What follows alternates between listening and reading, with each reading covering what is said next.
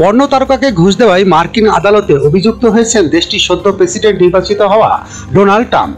সেই মামলায় এবার তাকে সাজা দেওয়া হয়েছে। তাকে দেওয়া এই সাজা আনকন্ডিশনাল ডিসচার্জ নামে পরিচিত, অর্থাৎ ট্রাম্পকে এজন্য কারাগারে যেতে হবে না বা তাকে জরিমানাও দিতে হবে না, কিন্তু তিনি যে অভিযুক্ত হয়েছেন তা রেকর্ড হয়ে থাকবে। আদালতের এই রায়ের ফলে তিনি হচ্ছেন যুক্তরাষ্ট্রের ইতিহাসে প্রথম সাবেক প্রেসিডেন্ট যিনি কোনো অপরাধের জন্য সাজা পেলেন। 20 জানুয়ারি রিপাবলিকান নেতা ট্রাম্পের অভিষেক অনুষ্ঠান। ট্রাম্পের আইনি দলের রায় বিলম্বিত করার প্রচেষ্টাকে মার্কিন সুপ্রিম কোর্ট প্রত্যাখ্যান করার একদিন পরে বিচারক জোয়ান মার্স শুক্রবার এই সিদ্ধান্ত জানালেন। এর আগে 2017 থেকে 2021 সালে যুক্তরাষ্ট্রের প্রেসিডেন্ট হিসেবে দায়িত্ব পালন করেছিলেন ট্রাম্প।